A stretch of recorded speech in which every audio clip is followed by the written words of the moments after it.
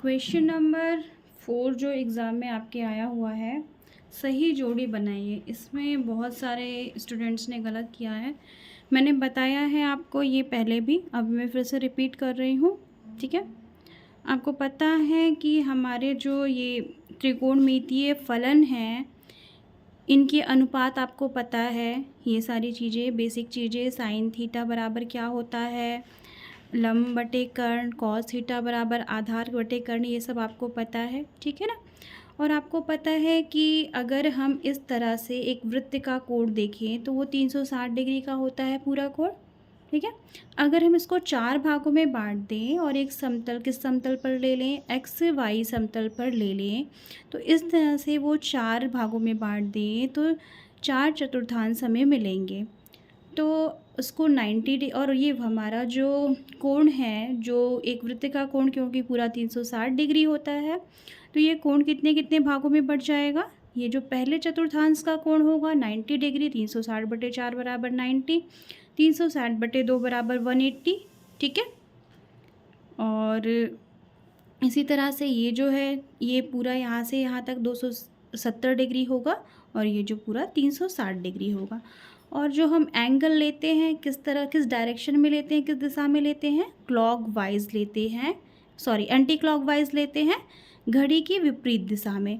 तो हम जब थीटा लेंगे तो घड़ी की विपरीत दिशा में इस तरफ जाएंगे, ऊपर की तरफ जाएंगे। तो अगर हम देखें कि हमारा जो कोण है, अगर वो 90 डिग्री और 0 डिग्री के बीच में है, यहाँ से हम 0 से शुरुआत करते हैं, 0 डिग्री और 90 डिग्री के बीच में है, तो हमारा जो कोण है वो किस चतुर्थांश में आएगा, प्रथम चतुर्थांश में। और अगर 90 से 180 डिग्री के बीच में है तो द्वितीय चतुर्थांश में आएगा। और 180 से 270 के बीच में है, तृतीय चतुर्थांश में आएगा। और 270 से 360 डिग्री के बीच में है तो चतुर्थ चतुर्थांश, फोर्थ क्वाड्रेंट में हमारा कोण आएगा। तो जब हम इनके अनुपात निकालेंगे तो 0 से अगर 90 डिग्री के बीच हमारा थीटा है, कोण है, तो हमें प्रथम चतुर्थांश में मिलेगा। और प्रथम चतुर्थांश में हमें पता है हमारा जो एक्स अक्ष है वो भी धनात्मक अक्ष होता है, वाई अक्ष है वो भी धनात्मक अक्ष होता है। तो यहाँ से हम देखेंगे कि हमारा जो आधार, अगर हम इसको माने, आधार भी धनात्मक मिलेगा और लंब भी धनात्मक मिलेगा, ठीक है।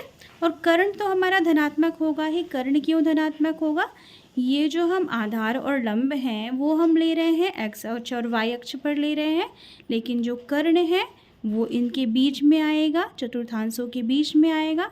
और आपको पता है कि इसका मान क्या होता है, दूरी नापने का क्या फॉर्मूला होता है आपको पता है। अगर इसको सी मान लें हम कर्ण को, तो सी बराबर √a² + b² होगा।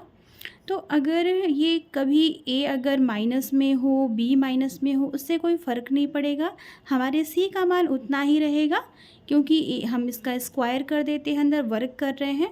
तो इस तरह से अगर a स्क्वायर में भी हो या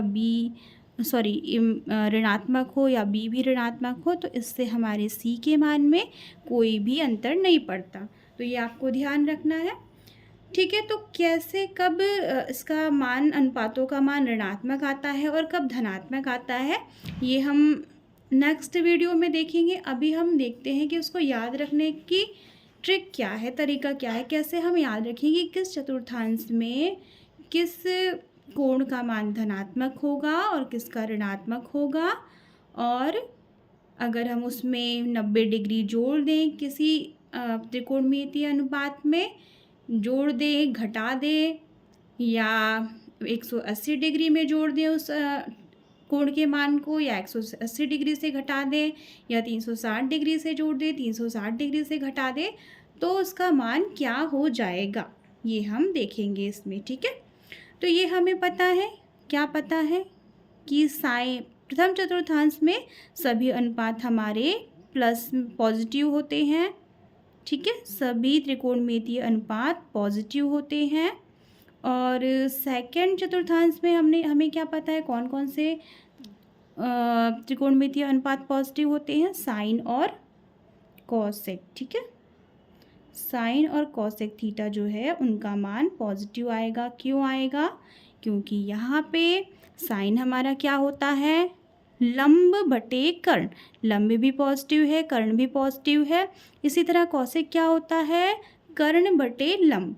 तो ये दोनों हमारे अनुपात पॉजिटिव आएंगे। निगेटिव कौन से आएंगे? बाकी अनुपात जिसमें हमारे आधार की ज़रूरत है। इन दोनों में आधार की ज़रूरत नहीं है, इसलिए ये पॉजिटिव आएंगे। ठीक है। उसके बाद थर्ड क्वाड्रेंट में क्या होगा? ये जो हमारा tan और cot है ये पॉजिटिव होगा, बाकी सभी चारों अनुपात नेगेटिव होंगे। क्यों पॉजिटिव होगा? क्योंकि हम देख रहे हैं ये हमारा y की ऋणात्मक अक्ष है, ये y का, x का भी ऋणात्मक अक्ष है। तो जब इनका अनुपात हम ले रहे हैं आधार और लंब का, तो दोनों ऋणात्मक है, दोनों ऋणात्मक मिलके अनुपात हमारा धनात्मक हो जाएगा। तो tan और cot जो कि लंब बटे कर्ण और लंब बटे आधार और आधार बटे लंब होते हैं, ये दोनों धनात्मक रहेंगे।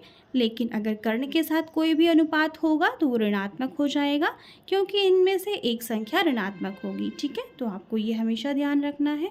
फिर चतुर्थांश में फोर्थ क्वाड्रेंट में क्या होगा? कौन कौन से अनुपात पॉजिटिव होंगे? कॉस और सेक। कॉस क्या होता है हमारा? आधार बटे कर्ण। आधार भी हमारा पॉजिटिव है, कर्ण भी पॉजिटिव है, तो ये पॉजिटिव होगा। या फिर सेक जो कि होता है कर्ण बटे आधार, तो ये भी पॉजिटिव होगा। बाकी अगर हम लंब के साथ लेंगे, क्योंकि ये y की ऋणात्मक दिशा में है लंब, तो लंब के साथ जो अनुपात लेंगे वो निगेटिव होंगे। ठीक है, ऋणात्मक होंगे, इसलिए हमें ये दोनों अनुपात पॉजिटिव मिलेंगे। तो पहले इतना ध्यान रखिएगा आप लोग।